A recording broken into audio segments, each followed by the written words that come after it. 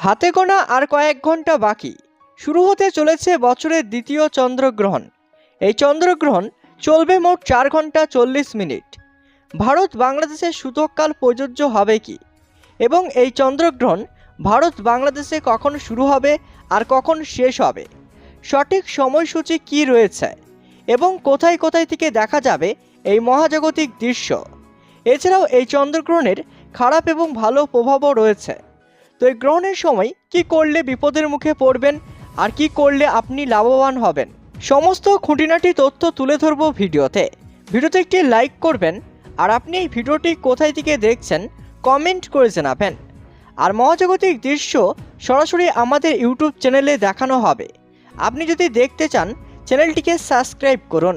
তো চলুন এবার বিস্তারিত জেনে নেওয়া যাক। চন্দ্রগ্রহণ এমন একটি ঘটনা যা দেখার জন্য মানুষ অধীর আগ্রহে অপেক্ষা করে থাকেন। 18 সেপ্টেম্বর চন্দ্রগ্রহণ হতে চলেছে।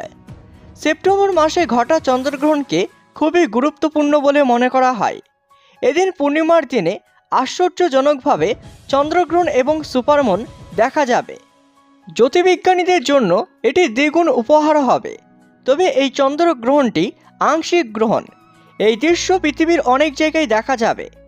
সূর্য, পৃথিবী এবং চাঁদ যখন একই সরলরেখায় চলে আসে তখন চন্দ্রগ্রহণ হয়। এই সময় পৃথিবীর কারণে চাঁদে সূর্যের আলো পড়ে না। এই ঘটনাকে চন্দ্রগ্রহণ বলা হয়।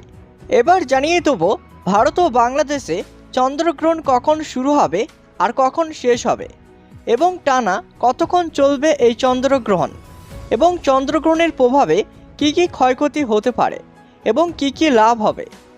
ভারতীয় সময় অনুযায়ী 18 সেপ্টেম্বর অর্থাৎ বুধবার এটি শুরু হবে সকাল 6টা বেজে 11 মিনিটে এবং শেষ হবে সকাল 10টা বেজে 17 মিনিটে। মোট 4 ঘন্টা 6 মিনিট চলবে এই গ্রহণ।